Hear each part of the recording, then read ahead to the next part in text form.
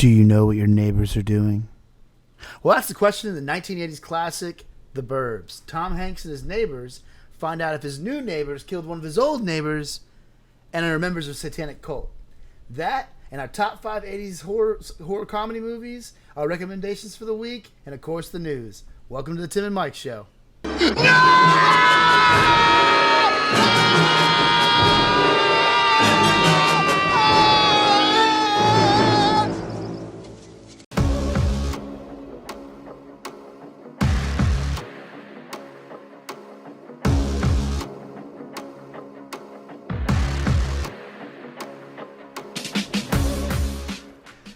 What's up, man?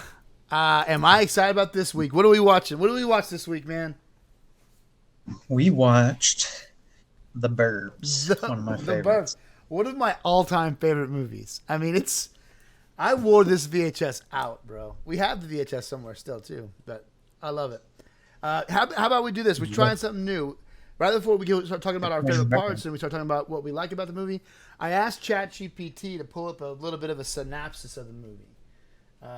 So it's a quick synopsis. It's something we can use this ChatGPT stuff to our advantage. But here's what I had to say. It says, in The Burbs, a group of nosy suburbanites become convinced that their new neighbors are a part of a satanic cult. Tom Hanks plays Ray, the ordinary guy who's convinced that something sinister is going on next door. Along with his paranoid friends, Ray embarks on a series of ill-advised surveillance missions, hoping to uncover the truth. As their investigation deepens, the group becomes increasingly ridiculous, and the audience is treated to a series of hilarious set pieces, including a garbage-eating dog, a blown-up house, and a giant skeleton. Despite their best efforts, however, the neighbors turn out to be innocent, and the suburbanites are left to pick up the pieces of the shattered reputations. In the end, they learn a valuable lesson and the dangers of jumping to conclusions, but not before providing the audience with a laugh riot that's sure to stand the test of time. So, that's our ChatGPT synopsis. Got the ending totally wrong. I think it was like 100 words, 200 words. But did you see how it said that they were wrong? Just to find out that they were wrong? But they weren't wrong. You find out that they were right. Well, they weren't wrong. They were wrong, but then they weren't wrong. Right. But he doesn't. It does not clarify, does it? It doesn't. It doesn't leave the cliffhanger for you. It tells you straight out that these guys were wrong and these guys weren't part of. They were very much a part of the satanic cult. Spoiler alert. Well, pretty good for a robot. I agree. Pretty good for a robot. You know, but we watched The Burbs, man. Tell me about it. So tell me about this movie and your relationship with this movie. What are your favorite parts? I love this. Okay, let's talk about it. One of my favorite parts is the beginning. When he first notices the house, it's in the night. He's outside. He sees the lights and the noise, and the best part is when he steps from the concrete of the driveway onto their grass, and the wind just starts blowing. You know what I mean? It's like really eerie, and he's kind of looking around like, what the hell? And he steps off the grass, and then it stops, and then all of a sudden, the loud noises, and he goes running inside, and you get a glimpse of the neighborhood at that point, kind of like it's a typical suburban neighborhood where everybody's kind of aware of everybody else's business, right? So you see at that point Corey Haim outside. Corey Feldman, sir. Wrong. Corey Feldman. And then you see the guy across the street with the young wife watching from the window. Bruce Dern. One of my favorite roles from Bruce Dern. But yes, go ahead. Yeah, he's really good in this one. Good in it. And the ex-army. Yeah. Kind of a hard ass, So yeah, but that scene was great just because you kind of get a glimpse of the entire neighborhood and the base of the premise of the movie, right? So from there, it's them getting up the courage to, go take a knock at the door and just try to get to know what's going on over there, Right. So that's a really great scene, and a lot of these scenes. Because if you look at this movie, it's a pretty straight comedy, right? And so we're doing a top 5 comedy horror because it definitely has some scary elements, the satanic cult stuff. And it was a big theme during the 80s right now. But this thing was shot, that scene you brought up was shot so well as a horror movie, right? He steps right in the grass and the rumbling and the chaotic lights happen and stuff like that. It's shot so well that you see them staring each other to go to the door. Right. You have no idea what's coming. Did Tom Yeah. Hanks do a horror movie? What's happening? Because this part of Tom Hanks' career is straight comedy. He had not done any drama yet. Anything. He's coming off of Man with One Red Shoe and Big and all these things. So Was this before the where the house was all messed up? What was that one called? That was really fun. Money Pit, I believe Money it Pit. was before. This is after the Money Pit. Yeah. So I mean, he had done a good chunk of comedies his early career. Oh yeah, that was his main career, man. I mean, that's what I most knew him for, you know. So, but I mean, obviously now, you know, most people know him. I would say more of a serious, dramatic actor. But yeah, I mean, he's a great comedic actor as well. I mean, he truly is. I think that I mean, he is. That's how he got to start, and that's how he got everything. But yeah, I mean, it's a great glimpse into like suburbia and what is it? What did you say this takes place? Late 80s? Oh, this is absolutely taking place in the late 80s. Late 80s, mid 80s. Yeah, late yeah. to So mid. so there's a big, the late 80s and the 90s, there was a big rush to the suburbs, right? And that's kind of something it's jumping into. But I wanted to look into Joe Dante as a director. He's the guy that directed this, and that's what I'm saying. Some of these scenes are shot so well as a horror movie that it's spooky, like the scene inside the house, and there's all this great dialogue and this hilarious dialogue, but it's a very sinister set. The whole group of actors that play the family, some of the creepiest. Oh, so good, Sardine. Right, Okay. the accents, they're like an odd foreign. You can't place the accent, maybe. Yeah, Like my brother, the doctor. Yeah, it's so great. But looking at Joe Dante's work, he has done a bunch. He did Gremlins 2. He did Erie, Indiana, which is a series that I watched. I don't know if you watched that in the early '90s, but it was a really great kind of. It was aimed toward kids, but it was a serial horror like story. There was one underlying plot, but they had all these little different weekly plots. It was a really great show. Erie, Indiana. Erie, Indiana. Erie, Indiana. That sounds familiar to me. But he did that. He did Inner Space, of course. He did Explorers. He did both the Gremlins movies, Police Squad. So he kind of has a nice mix. Because he also directed The Howling, which is an awesome werewolf movie. So he's got a pedigree to kind of do both, and I think he pulls it off here, man. I think he did this job. This directing job was perfect. Yeah. No, I mean, he's definitely can hit that horror aspect. Oh, he's just got. Just shenanigans of these two here. He's just like feels so comfortable going into this guy's backyard. Well, that scene is like eating everything in the house. yeah. You watch the refrigerator. He's got like a pineapple and like an entire like a whole pineapple. It's not even cut open. It's just the pineapple, and he's like bringing it back to his house. He just walks out the door with it. But so it's funny because everybody here but Tom Hanks is dead pretty much. Carrie Fisher passed away. Heads up, a Carrie Fisher sighting. Princess Leia. This might have been the first movie I'd ever seen or remember seeing where she wasn't Princess Leia.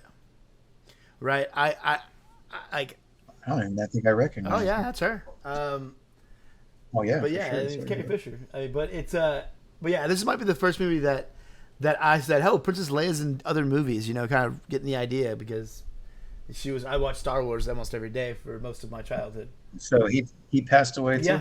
Yeah. They're all pretty much dead. Bruce Dern just died a couple of years ago now. Yeah, so he died just a few years ago. I'm trying to remember the actor's name here. I've got it pulled up right here. Sorry, guys. We're usually better than this. They were pretty old. But yeah, it's Rick Ducommun,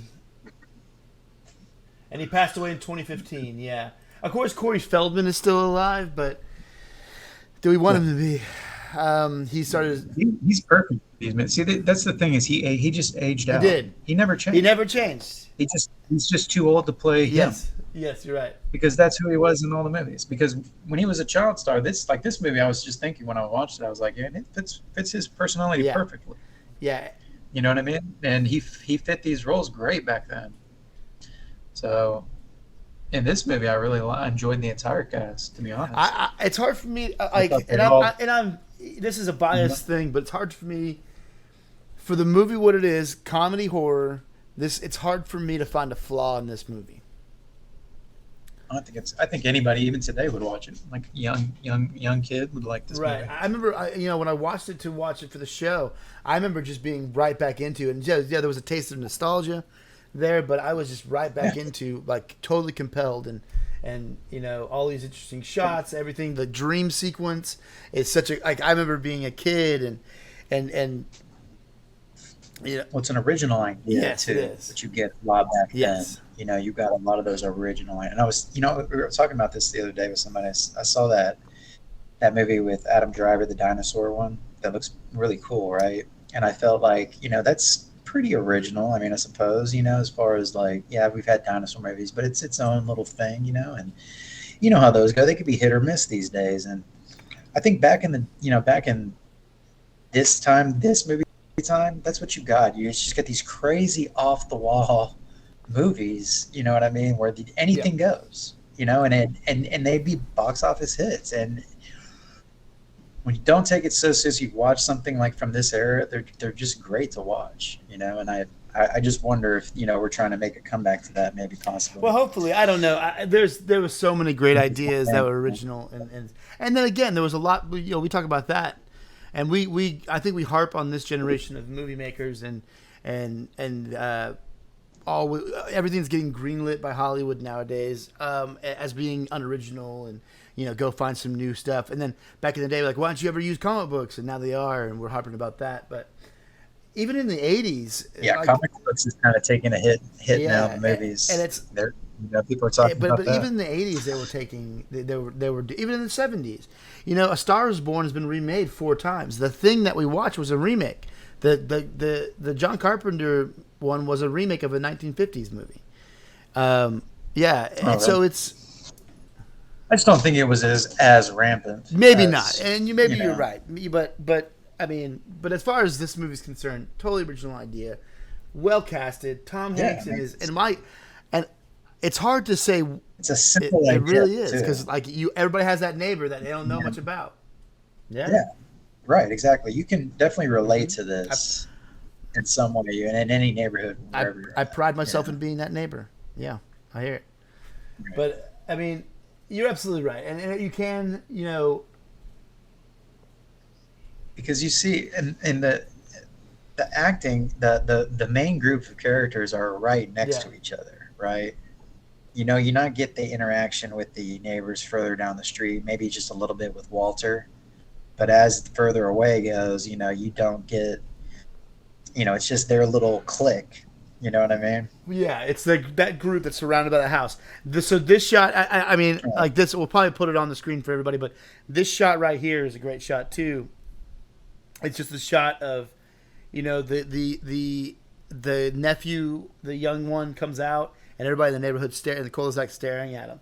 What's all these great kind of, it's that Jaws shot, right, where they pull in, but the background pulls out, and it's this really cool shot. But I mean, I just think this movie is just well done, head to toe. Score's spooky, not boring at all. Like, it doesn't get boring. I mean, you can watch this movie a bazillion times and it's still interesting because it's paced really well. It doesn't. It is in and out. It is there for an hour and a half, hour and 40 minutes, and you're out of there. It's got good timing. You could definitely watch that back to back. Yeah, I've seen this movie so I many absolutely have. times. Like I said, we have a VHS when we were kids, and I wore that thing out. I mean, I, I brutalized that thing. But yeah, man, it's just a great movie. Let's see what we got from some IMDb facts for it. What do you think? Yeah. Yeah, let's check it them out. out. We got some did you knows here. All right, did you know that Walter's toy poodle Queenie was played by the same dog that played Precious in The Silence of the Lambs? That's Oh, that's cool. cool. Yeah, that dog's a star. puts the lotion in the This is basket. the basket. When it's taller, it gets the hose. That movie is I haven't seen that in so long. That movie is so It's so good. That's creepy, man. All right, so kind of a goof at the end of the film. Ray comments on Carol's shorter haircut, and in her last scene, her hair is back to the original length. All right, so that's probably shot it out. They probably shot it out of order. After Universal Studios logo appears, the camera zooms into Earth, where the film takes place. At the end of the film, the effect is played in reverse. So it's kind of zooms into this microcosm. It's a really cool zoom in, which we could do nowadays. I found out with Google. But yeah, it's a great movie, man. There's just great little things about it. You don't want to beat a dead horse about it, but it's just really, really good. Like I said, it's Tom Hanks in this. So Tom Hanks has been this actor in our generation that has always been there. As long as we've been alive, Tom Hanks has been working and making great movies.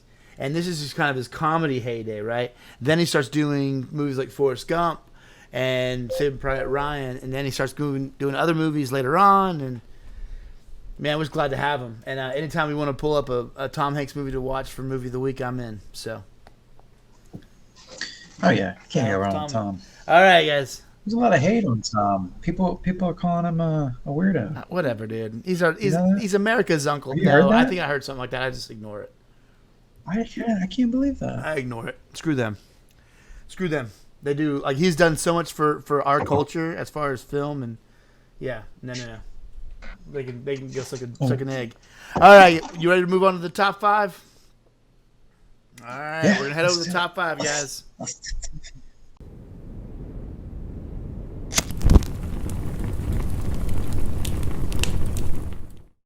All right, guys, welcome to the top 5. We have a interesting category for you. We wanted to do one thing, but we had to narrow it down because the original category was way too broad to do that. So, what category do we have for them today, Mike?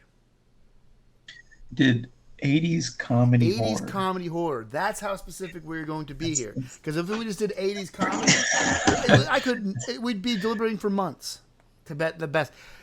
You got to remember, guys, the 80s. It's hard. The 80s were a golden age of comedy. This is Chevy Chase, Tom Hanks, and Bill Murray, Dan Aykroyd's heyday, right? This is what they were the most famous.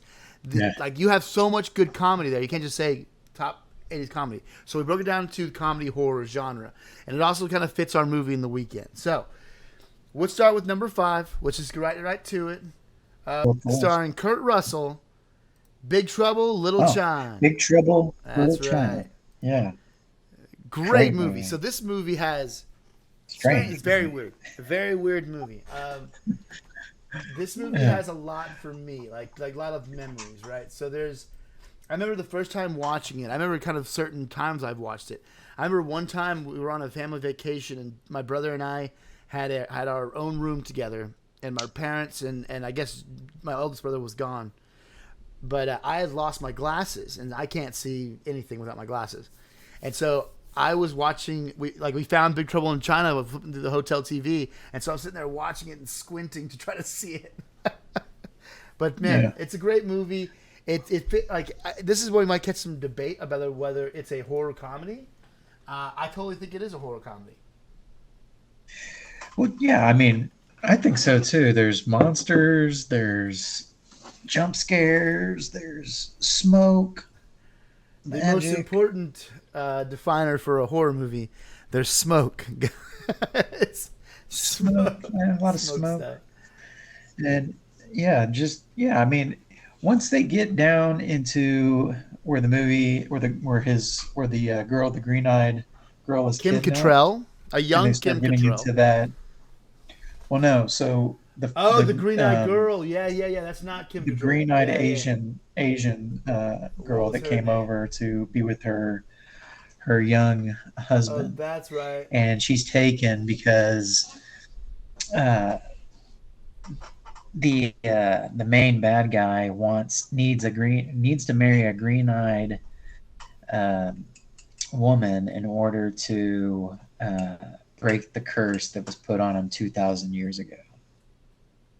I believe his name is David Fuchs. It's But James the movie's Hong. good. It's What are you got talking great about? action. It's David Huh? Lopan is the David Lopan, that's right. Is the character's name, David but played by James Hong, who is, he's been in a million things. Oh yeah, he was in that ping pong Yeah. movie. Oh yeah. Balls of Fury, or was that what it was? Yeah, was that All what this it was? fury. Yeah. Great movie, classic. Yeah. It definitely has like these monster elements.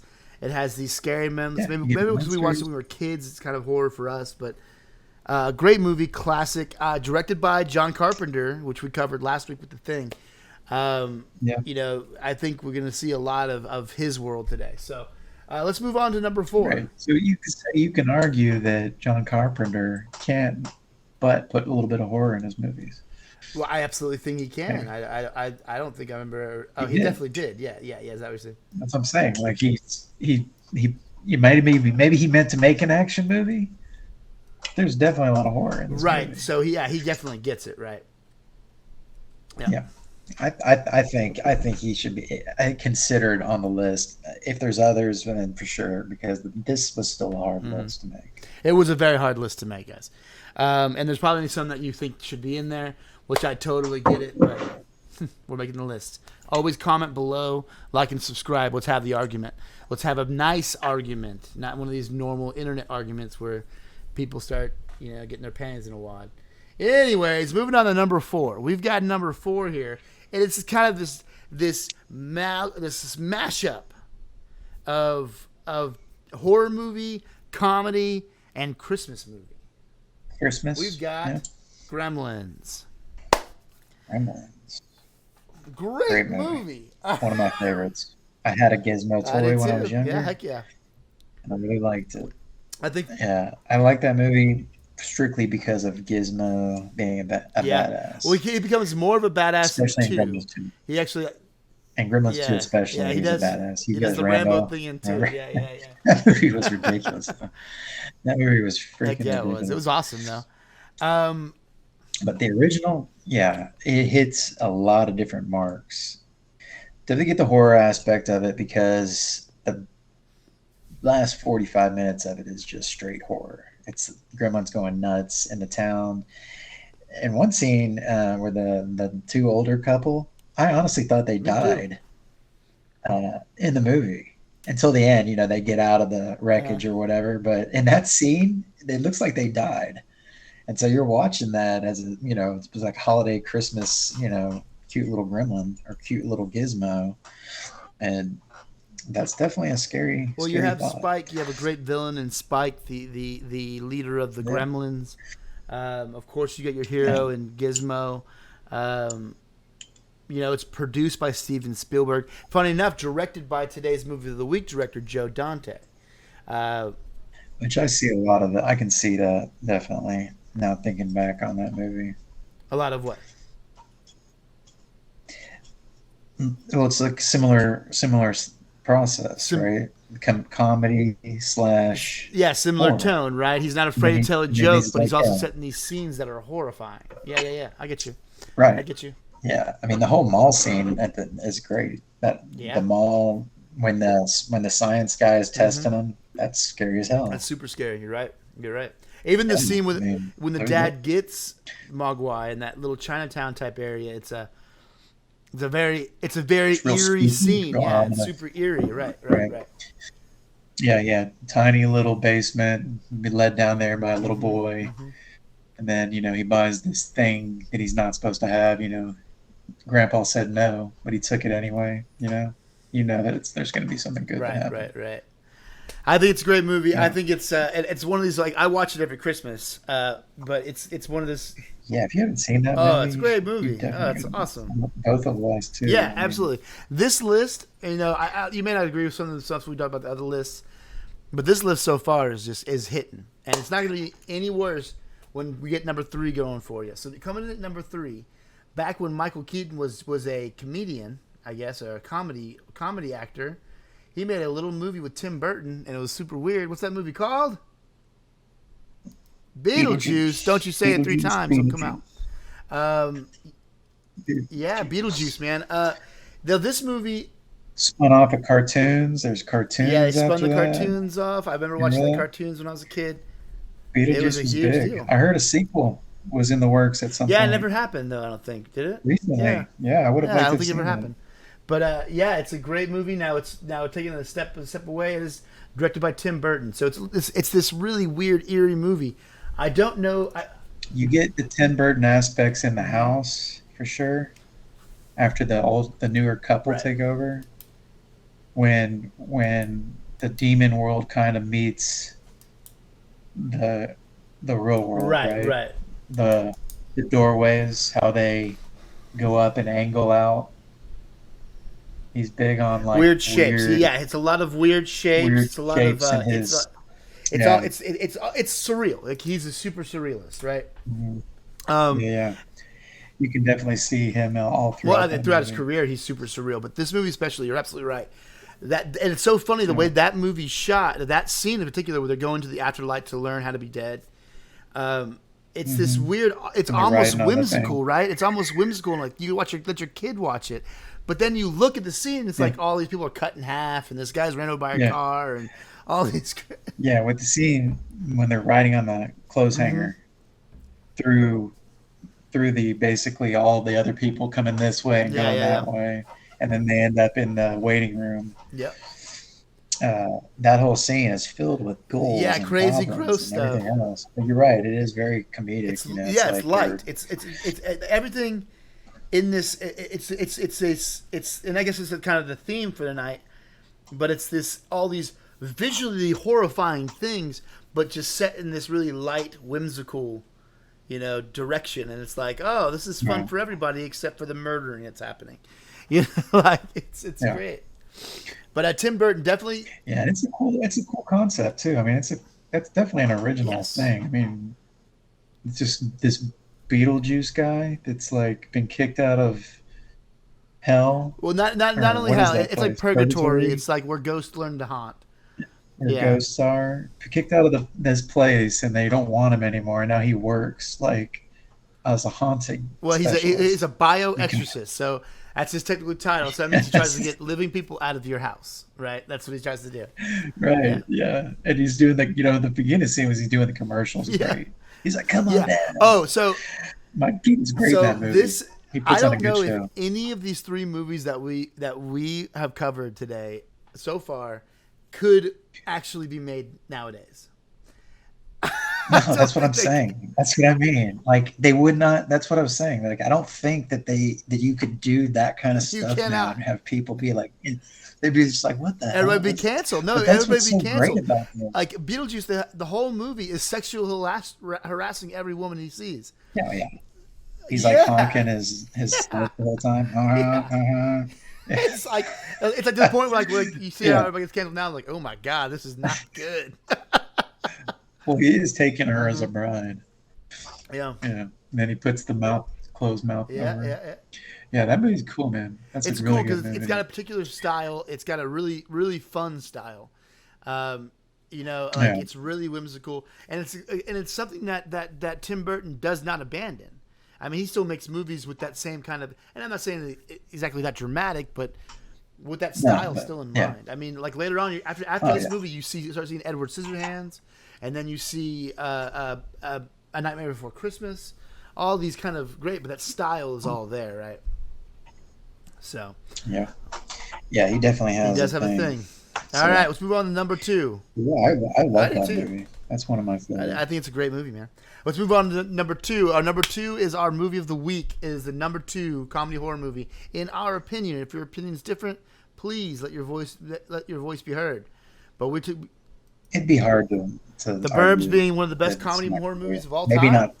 Maybe you can argue the number, but that's on the list. It's definitely on the list. You're gonna like the movie. It's like it's. If you have not seen this movie, and we talked about it a bit, you got your ChatGPT synopsis. It's a great movie. It's a great movie, and I don't want to beat this dead horse because we already talked about this movie a bunch. But we got it on in the background again here. But it's a great movie. It is shot wonderfully. It is directed wonderfully. It is hilarious. It is moody. It's scary. It's got everything you want in a comedy horror. So let's move on to our number one comedy horror movie from the 80s. And if you don't know what it is and you're thinking, why isn't that movie on this list yet? Because it's number one, guys. There's only one comedy horror movie that could be on number one. And it stars my man Bill Murray, Harold Ramis. My gamer tag is still this man's character's name. What do we got for him at number one? Who are you going to call? Ghostbusters, man. This movie is my all-time favorite movie of all time. I know every line to it. I still can watch it 4 or 5 times a year and act like it's new. I literally is my favorite movie of all time. Cool premise, too. Original premise, a great concept. Some of your greatest comedy writers. Spun off tons of... We got remakes. We got animated add-ons, series. I have 5 seasons of animated series. Series, and I think there's more than one run of animated series. Oh, there are. If I can remember right, because I think there's a Slimer one. Well, the one that and then you got some revamps. We played or we watched when we were kids was the real Ghostbusters, right? And I had all the weird cone-shaped. Slimer was part of the team in that series. Surely was. And then you had Filmation's Ghostbusters cartoon. Yeah. It's my favorite movie of all time. It really is. It's great. It's Bill Murray being the best Bill Murray that everybody wants to be Bill Murray. Egon is my gamer tag, and it always will be. It is a wonderful film. Directed by the late Ivan Reitman, and the newest sequel, Afterlife, was directed by his son Jason, and that movie was pretty dang good in my opinion as well. Great, yeah, they did that very nice. It was a nice. We paid tribute. Right, it was a nice homage. Appearances at the end. Yeah, the Egon scene was great because obviously Harold Ramis has passed away as well. Yeah, and it's like good that his son was the one that did that. Yeah, and this. But we were talking about this earlier, and we said, like, one thing we stood out to us is the special effects. Yes. Yeah, they stood out, still stand up. But they're so well done because they're using such practical techniques to make these ghosts and to make like an aura around the ghosts and stuff like that. That it's kind of hard to replicate now, like with. Yeah, like that opening scene in the library. And that still gets me. That looks great. I've seen this movie 1 million times, and it still scares the crap out of me. And she's like, yeah. That looks good. Slimer looks good still. The way they don't show him going through him, so they don't make it look cheesy. So you just see Bill Murray on the floor. It was a very Jaws situation where they gave you just enough, and they didn't overdo it.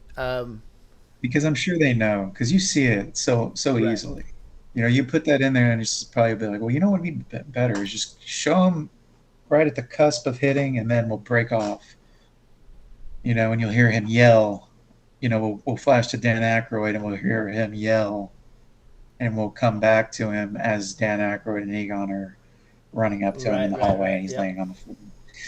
That's thought out. You know what I mean, for that time period, based on what was available. I would have to almost be certain of that. Well, and it's a necessary thing, but it didn't take away from the movie, and it really kind of added to it. I think because, like I said, that if let's say the shark on Jaws had worked, and Bruce had worked, then that would have been a totally different movie, right? But the fact that it kept breaking down and Steven Spielberg was not able to use it, it became a different movie and a much better movie in my opinion than it could have been.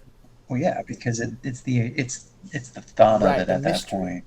It gives you a little bit of your imagination can kind of run. So when you do things like off that scene, scene when they fall. it's off camera, it's great, and like the Slimer stuff was perfect. I mean, when they fall through the street, when they're going into the hotel or the apartment building, and they do it with a flash of concrete breaking up, right? So you don't see everything, but they go in there.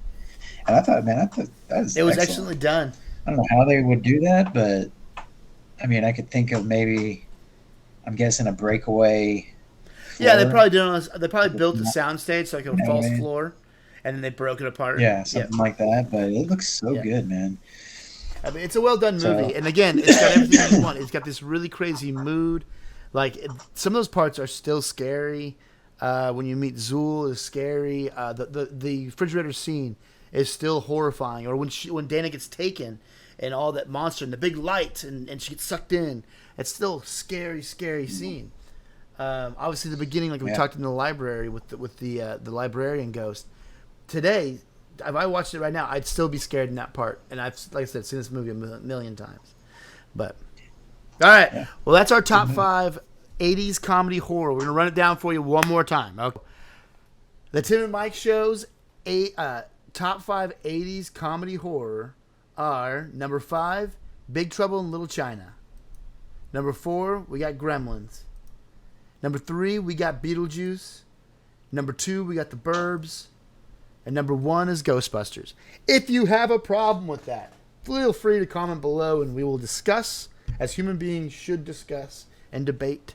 And you can add your list. And honestly, kind of a new thing that I'd like to start doing, if people want to start suggesting movies of the week for us, we would be happy to watch a movie of the week that maybe we haven't seen it, and we'd watch it, and we can. We'd love your suggestions. Yeah, love it. Honest. I'm running out of stuff. We would love it. So please like and subscribe, and we're going to take you over the recommendations, guys. Thanks a lot.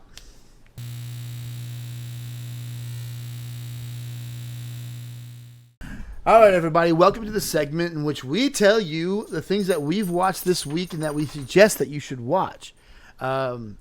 Most of the time, we're going to have really pleasant recommendations because that's the world we like to live in. A nice, peaceful, go watch these movies because they're great. Only sometimes we'll do something so bad that I bring it up and I say it's worth bringing it up in this segment. But for the most part, we live in a peaceful world and we want to have peaceful movie talk. So we call this segment the recommendations, and Mike, we'll start with you. So this week we watched.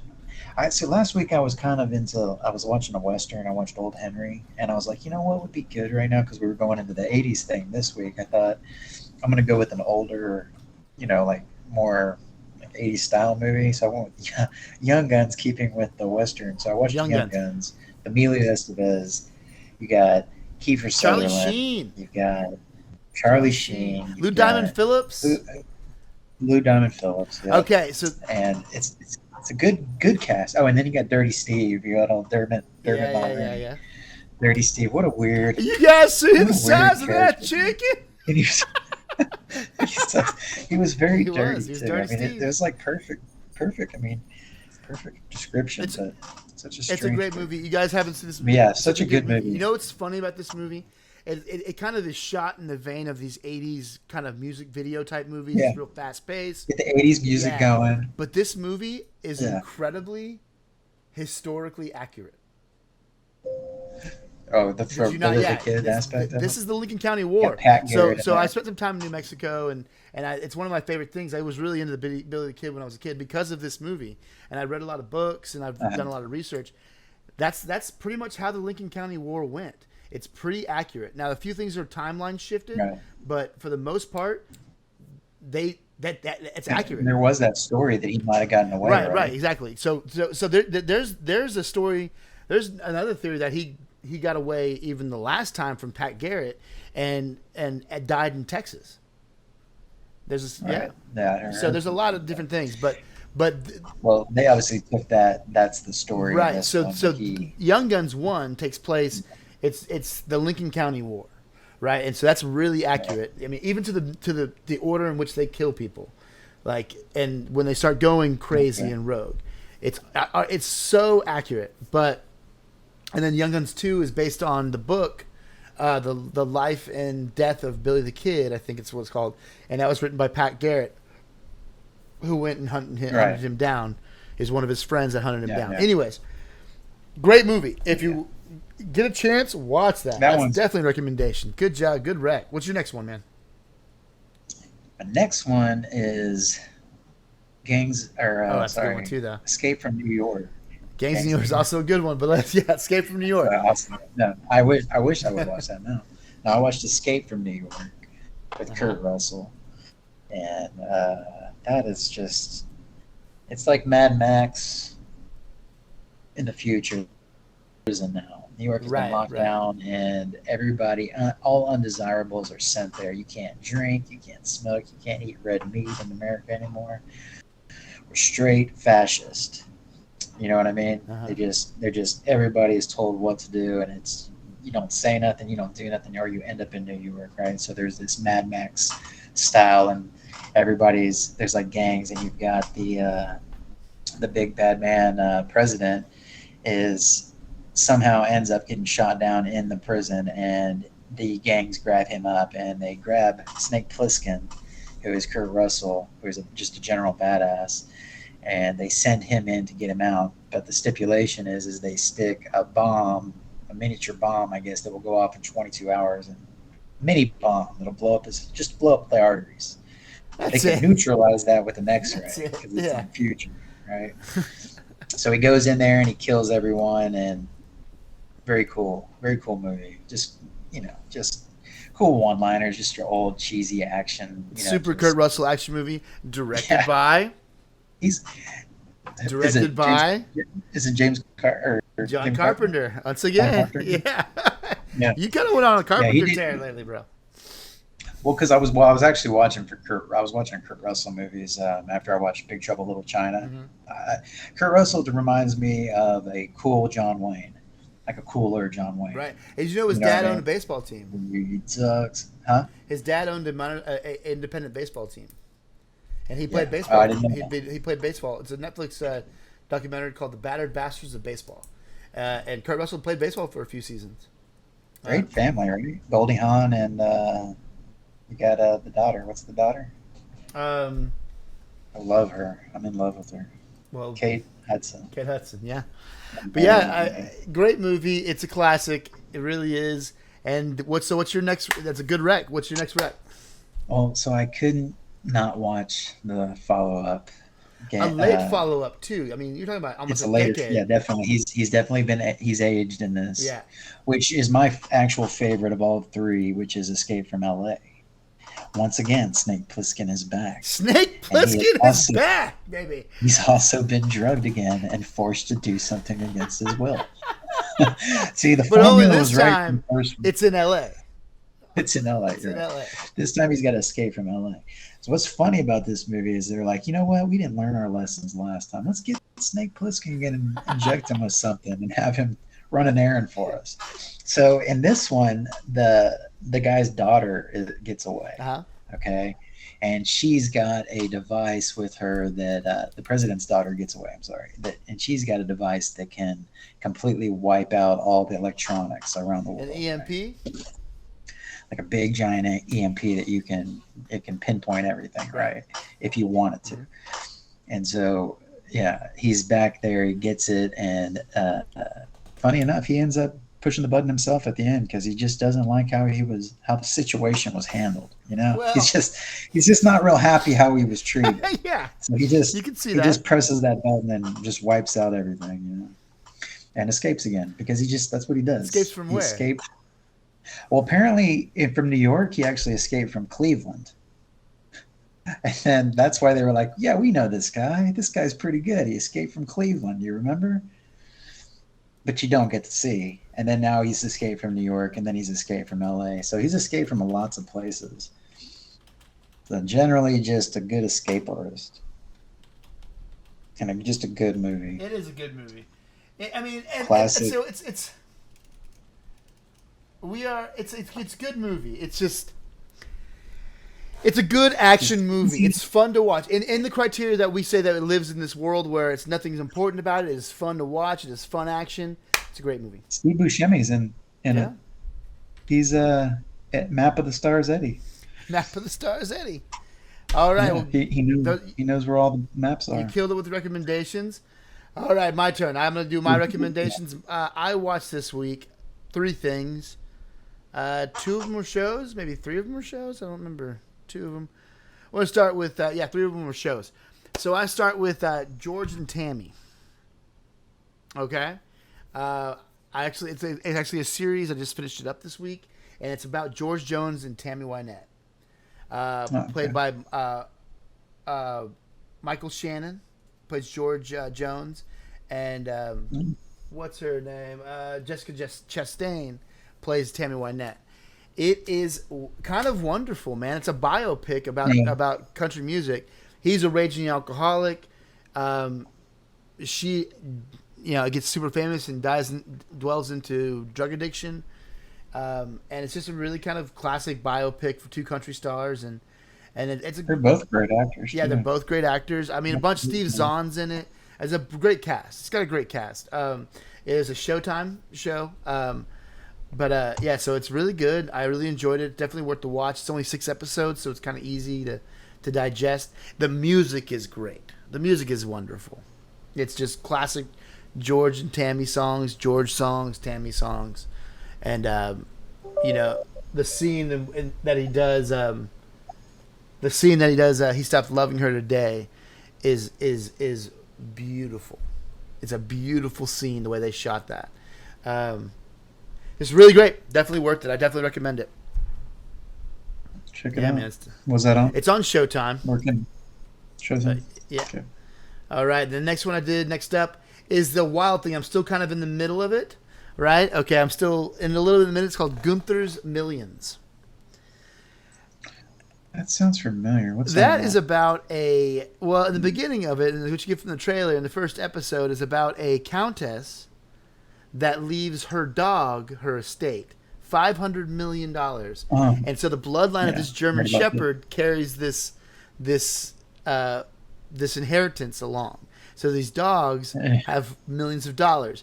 It turns into something totally different. As most of these documentaries from Netflix does. But so it goes in. So what's happening is actually the person that handles the dogs is actually the one that. Yeah, he's like, this dog needs a yacht. Yeah. But then he starts like the episodes I'm in now. He's trying to mate these beautiful people together to make super people, and like he's starting a cult. Okay. It is wild, bro. It is wild, and it's all true. It's just Italian. Goes to show you that even money will go to even an animal. Well, the dog has really nothing to do with it anymore. It's about this guy trying to get super rays. It's the dog's money, dude. It's not though. What are you talking and about? that's the thing. You start finding he's controlling all the shit from behind the scenes. But the dog is whispering in that guy's ear. You know what I need? But it's crazy. It's really bizarre. Like I said, I'm only halfway into it, but it's definitely worth talking about and mentioning because it is nuts, dude. Nuts. Yeah, that sounds good. I'll check that out. That's weird. It's super weird. Okay, and the last one I watched was an 8-part series on HBO called The Staircase. Of course, it's based on the Michael Peterson murder trial and documentary that released 10 years ago. Really long documentary called The Staircase, which is about Michael Peterson being on trial for murdering his wife by pushing her down the staircase, which and it goes through the entire appeal process, him in prison, all these things, and it's a crazy show, man. Crazy I don't think I've ever heard that case. Oh yeah, the documentary is on Netflix. It's a big deal, and they just released another part of the documentary because he had had another appeal in like 2017. But yeah, it's a crazy case. A lot of stuff comes out, and he went to jail. He's like they go over how he's super bisexual and having all these affairs, whether the wife knew about it or found out, and that's why he killed her, or if he killed her at all. He obviously, so he did at the end of it to clear his name. He took I forget what it's called, but he took a plea that essentially said he did it, that he was guilty. But he was able to get out. So he took that to get out, but he still claims he still professes his innocence. He fought the case for 17 years in prison. He was trying to appeal. So it's prison sucks. It's a really interesting kind of thing that says, well, did he do it or not do it? And by watching that, and I've watched the documentary, I still have no clue. I have really no opinion on it, whether he did it or not. Yeah.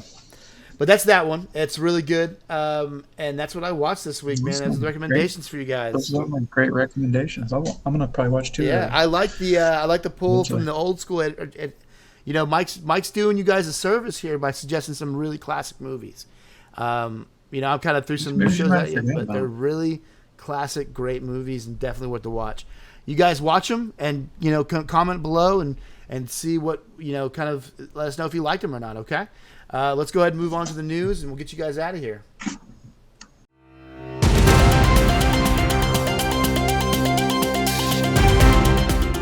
All right, everybody, welcome to the news. We got the news. We got some news for you. Obviously, the Super Bowl happened, so we cannot cover everything that happened in the Super Bowl. That's insane of us. We'd be here for an hour. But a lot of cool things. So we're going to take the things that we liked the most. I'm also going to blind watch some stuff with you, and we are going to, kind of briefly discuss it. So let's talk about it. Let's get right into the first trailer, Mike. What do you think? Oh, yeah. I've been waiting for this one. Tell me something. You can go anywhere. I love the voiceover. Another timeline. Another universe. So why do you want to stay and fight to save this one? Because this is the world where my mom lives. I'm not gonna lose her again. No, Flashpoint. Time has a pattern that it can't help reliving. Different people, different worlds, drawn to each other like magnets.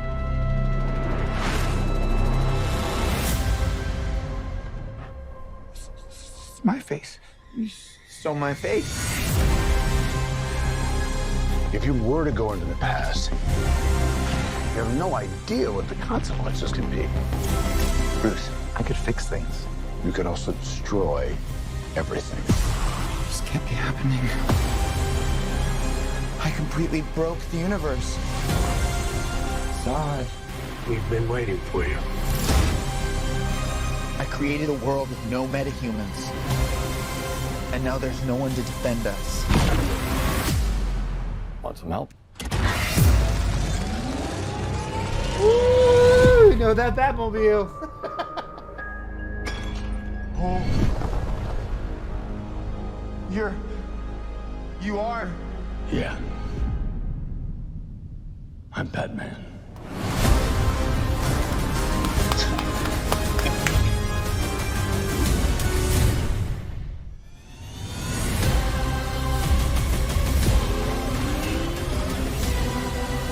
If I can't undo what I did, if I can't get back, there might not be a future.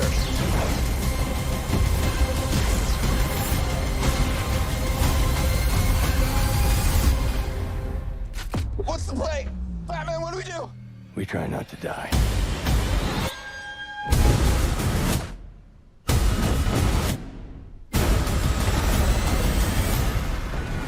It's not Clark. My name is Kara. I'm Barry. We're Barry.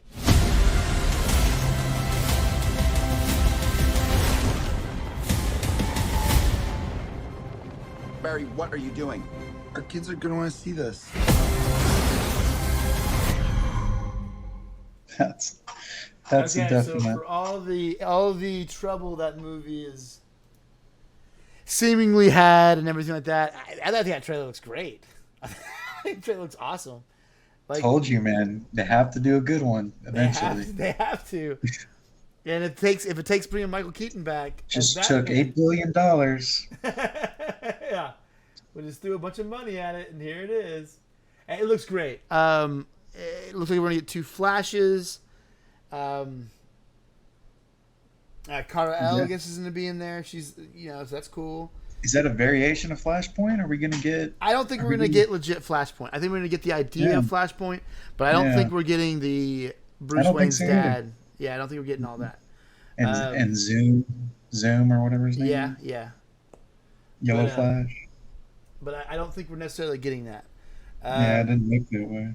Didn't look that way. And trailers can be deceiving, but it looks good. I mean, it looks really, really good. The suit looks good too. They didn't do that stupid armor suit they've been doing these last few movies. They gave him the legit Barry Allen suit. So I'm into it. I'm giving that one a chance. Yeah, me too. So, all right, let's move on to the next one.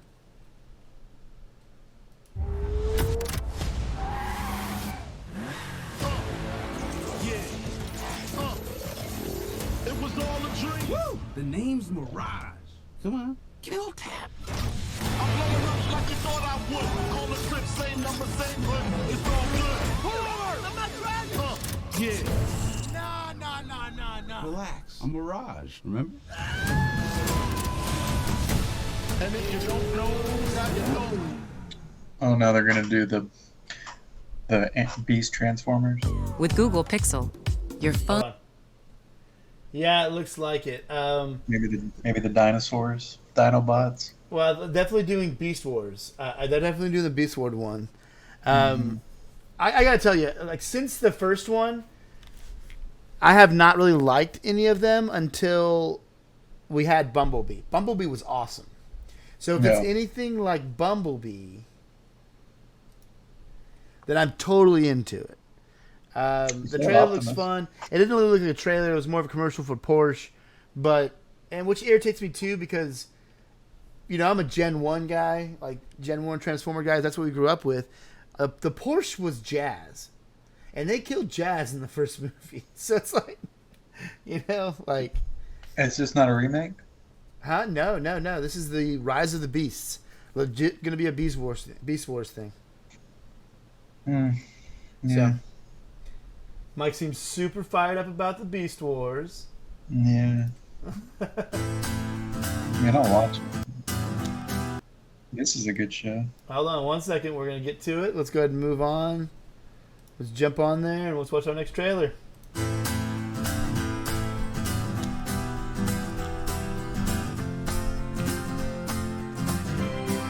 Oh, yeah.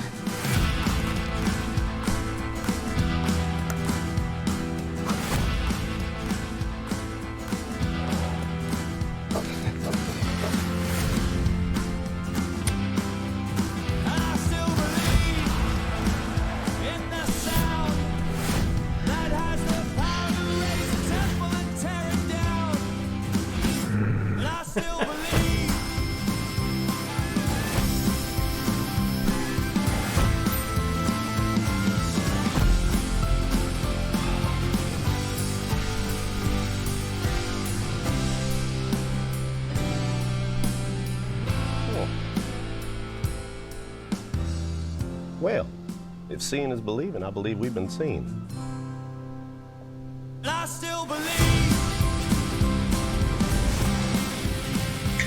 Good show, just Man, a good, feel good show, you know. That show, if you're ever in a bad mood, watch Ted Lasso. I'm thinking about watching Ted Lasso again soon, especially before season 3 comes out.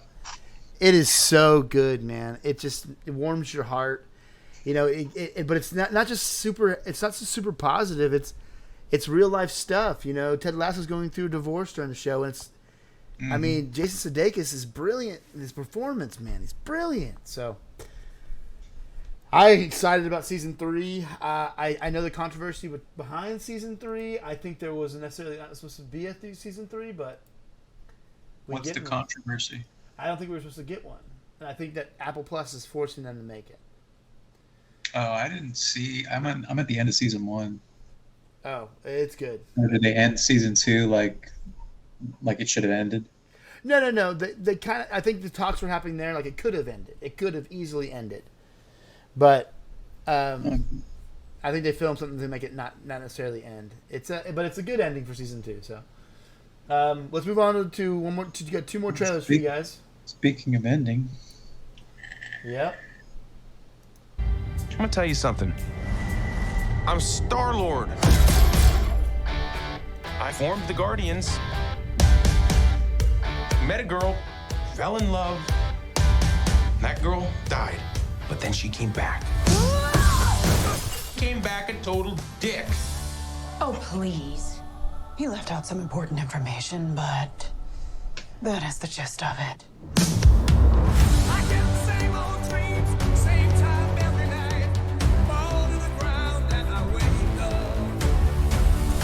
My sacred mission is to create the perfect society.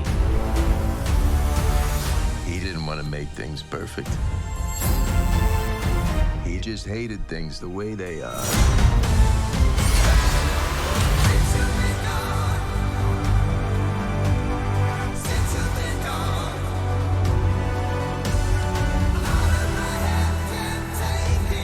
all to know that I'm grateful to fight beside my friends. Incinerate them.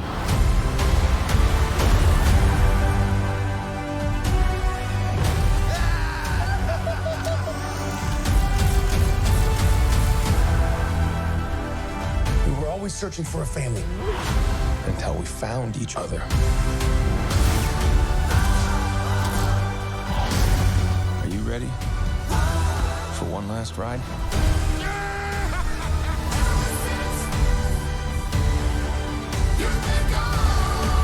We'll all fly away together. Into the forever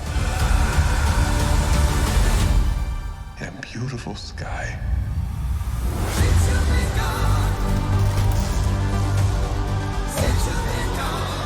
Big fan of these movies. Whoever it was that you were in love with, it sounds more like her. Her? That's ridiculous. Do not bring me into this. Knock it off! What? Just never noticed how black your eyes were. They were replaced by my father as a method of torture. He picked a pretty set. It looks great, dude. Yeah, So that as you say, an end. This is going to be James Gunn's last dip into the Marvel universe. Yeah. Well, it's the last time you're seeing Drax too. Yeah, last time you see Drax. It seems like the last time you see Peter Quill. Maybe so. But so James Gunn is moving to his illustrious career where he's going to control the DC universe. And I'm a big fan of the Guardians of the Galaxy run. I thought it was great. All of them. I think they're amazing. I think it's arguably one of the better sets of the Marvel movies. I think so too. I think you're absolutely right. So Yeah. Let's move on to the last trailer of the evening, shall we? Ooh. Prepare to witness the horrific rise of the next generation of evil.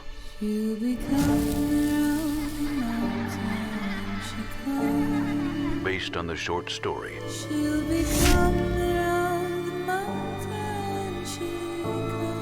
by Stephen King,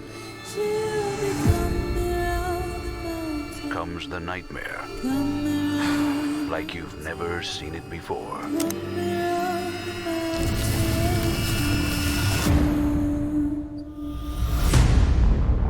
I know, it sucks. It's so hard sometimes you can hardly breathe. But I can help with your pain. Brace yourself. He who walks, he talked to me. He took care of me. So now I'm going to take care of him. Like killing all the adults. For starters.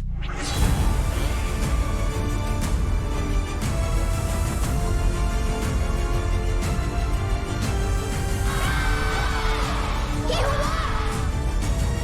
Come! This is our world now!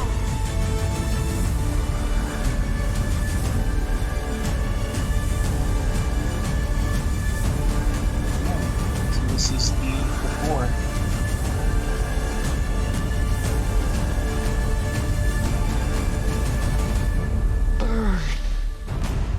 Children of the Corn.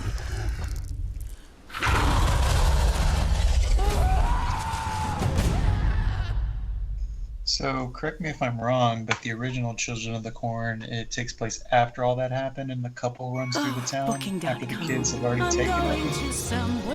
Yes, I believe so. And this is showing the kids taking over. Is that the idea? Yeah, I think so. That's what I gathered from the trailer. That's a 'Cause blind that watch one- for me, so that's what I gathered from it. It was it was a husband and wife driving through the town, and they had to stop, and there's nobody there, and then they end up getting taken by those kids. Yeah. And that's the whole movie. So I guess this is them wiping the town out. I'm guessing so, unless maybe I know there was a bunch of different Children of the Corns. I don't really remember them. I remember they're creepy kids, man. Yeah, it was creepy, and creepy blonde kids. I remember that being a theme. Yeah, but this is. I'm not getting the vibe off that movie. Neither am I. That was a blind watch for me. I don't know. I think it's be scary. I mean, it looks scary as hell. I mean, you don't have blood or anything. I'm not sure that it'll be, you know. I mean, it's Stephen King. Yeah.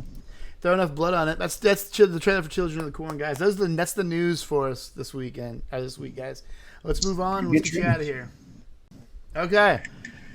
All right, guys. That's it for us tonight. Like I said, go watch The Burbs. That's a great movie, and it's hilarious. It's fun. Please go check out that top 5 list. See what you got. If you have something different, definitely comment below, like and subscribe, and we'll have a nice classy debate about it.